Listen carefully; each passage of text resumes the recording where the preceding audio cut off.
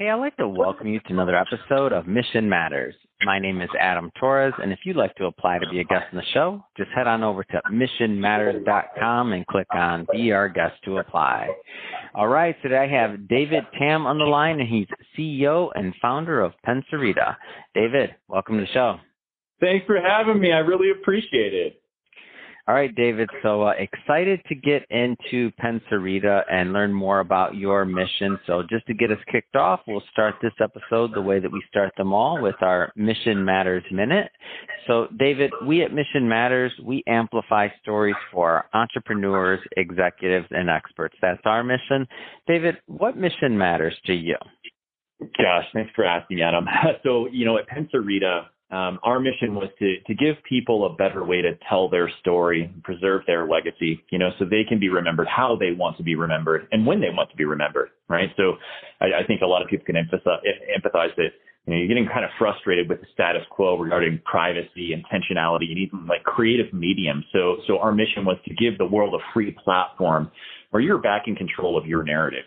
Right. So you can create content using video, music, art. We can transcribe voice if you don't have the use of your digits. Right. And then allow you to collaborate with other people to tell your story, preserve your legacy. Or, hey, maybe you're just going to a ball game and hanging out with friends, but you don't want all that unsolicited negative feedback or advertisements you didn't ask for. So, Pencerita, our mission was to put users back in control of their narrative and their legacy through storytelling. That's awesome. So starting kind of at the beginning here, like how did you come up with the idea? Like what's? Yeah, it's a crazy story. So I think like a lot of people, that have seen their grandparents pass on, I was really close with my grandfather, and when I was serving in the military, I would come back to the States, on vacation and leave. And my last interaction with my grandfather, he was really struggling with some memory issues, and I kind of got the feeling that he didn't really know who I was. Right. So that crushed a little piece of me, but also opened up a doorway in my mind of, wow, how do I fix this? And then fast forward 3 or 4 years, I've been noodling on the concept, having founded multiple software companies. So I had the technical expertise of how to come up with, a potential solution. And then I literally fell asleep on a plane coming home from a conference, and I woke up with the idea. I tell people God gave it to me, aliens. It was not my idea, but, I was just the vessel. And just started writing down, kind of the architecture of how it could be built, what some certain value propositions could be. And then, we've been now working on the platform for 3.5 years with 22 team members. So that's kind of the legacy of how it started. Wow. And so tell us a little bit more about the platform and how you plan to add value. No, great. Yeah. So what we've done is created a free platform, right? So an app. We also have the web app, Android, iOS. It's actually the app is currently on test flight right now that we're playing with in a beta state. And what it's going to allow you to do is tell stories, recount memories and moments of your past or that you're currently going through. And that's generally centered around major life events, right? So you have kids, you get a new job, somebody gets a diagnosis, you move across country. Maybe you're just taking a vacation. Right. And you want to preserve those memories in a way deeper, intentional manner than current solutions. Right. And so you can come into the system, log in and record videos, upload music, drag and drop text and art and pictures in a way that's not being done right now. And then we have a really cool piece of functionality where maybe you're not ready to share it right now. What you can do is create triggers so that content can then get shared at a later time, maybe even after you're gone. Right. So I'll give you an example. My wife and I, we're somewhat newlyweds, right? We just had our 2-year anniversary, and I'm already building. Congratulations, first off. Congrats. That's awesome. She's incredible. We'll talk about her on another podcast, but and so I'm already creating content for our 10-year anniversary, right? Because I want to be able to look back and cherish those major events that, memories, they're volatile that I might lose. Right. So that's kind of the basic overview. And then we have some really cool collaborative features where, can you imagine if you could log into Facebook and actually create content and tell stories in tandem at that same time with other people on the other side of the world? Right. So we can do that now on Pencerita with our patent pending technology. Wow. What kind of, I know you're in the development phase. What kind of response have you gotten from the beta so far? Great question. So we actually did an initial alpha which is kind of that smell test. Is this even interesting to people? And we got overwhelmingly positive feedback.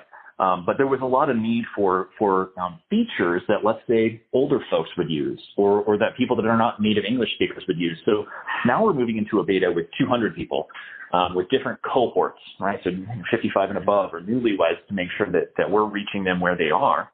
And so far, we're batting 100%.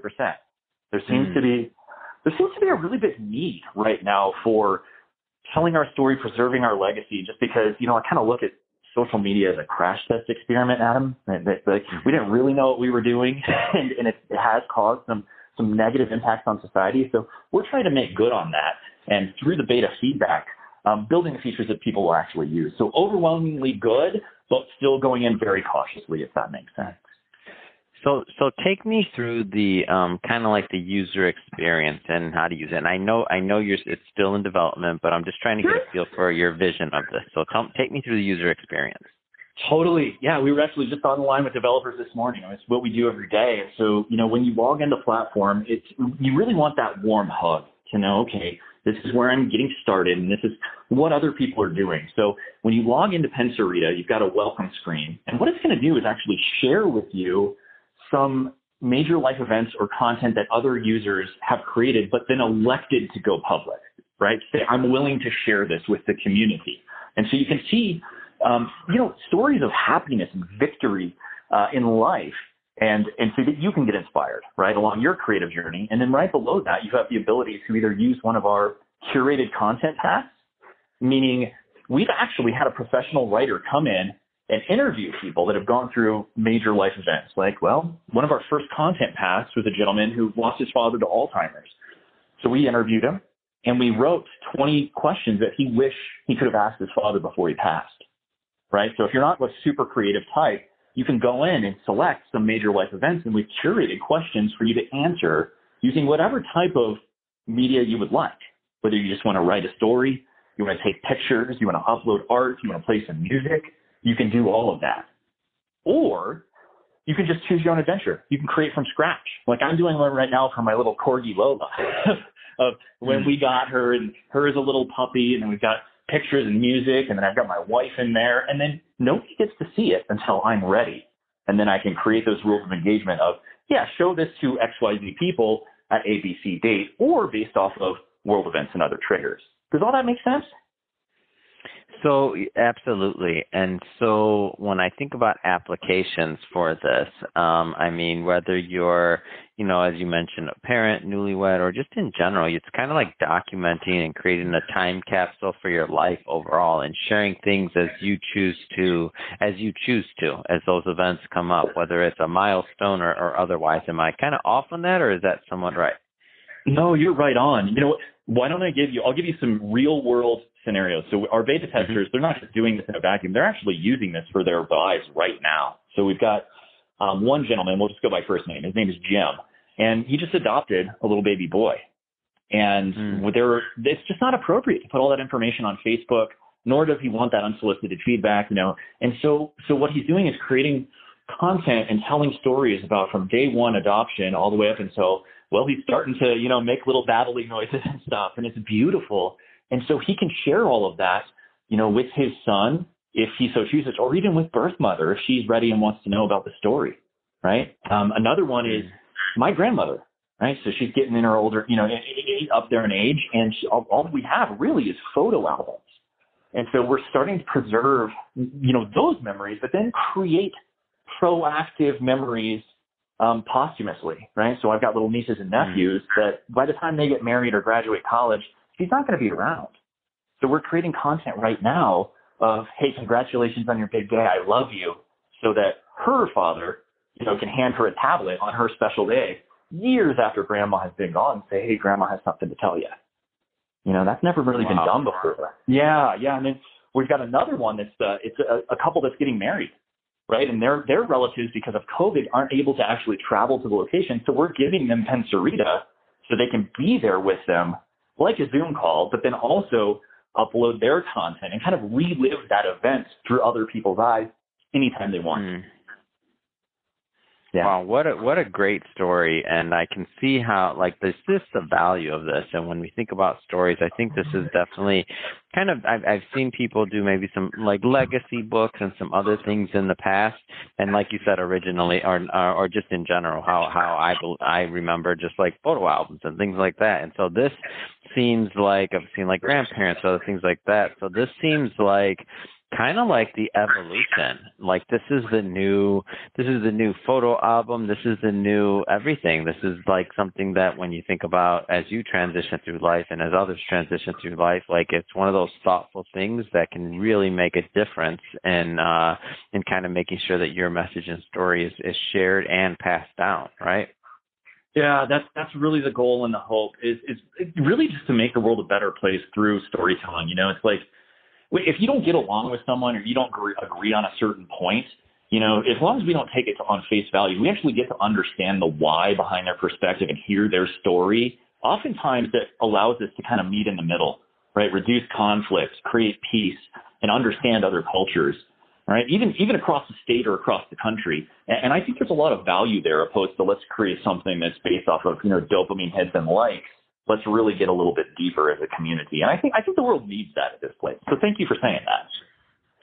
And so if I'm understanding this correctly at this point, or is the vision of this to be a B2C type of platform in general, so consumer driven, or is that with the content otherwise, or is there going to be a business component to this, like a B2B component for like, I could think of like estate planners or things like that in general? I'm just curious on kind of the vision of what you see this going forward. Gosh, that is a really good question. And a lot of the people don't ask that question. And so, we definitely are going to be B2C, right? So the individual, whether you're getting older and you want to preserve your legacy, or you're a newlywed and you want to start to be proactive about that, storytelling and relationship.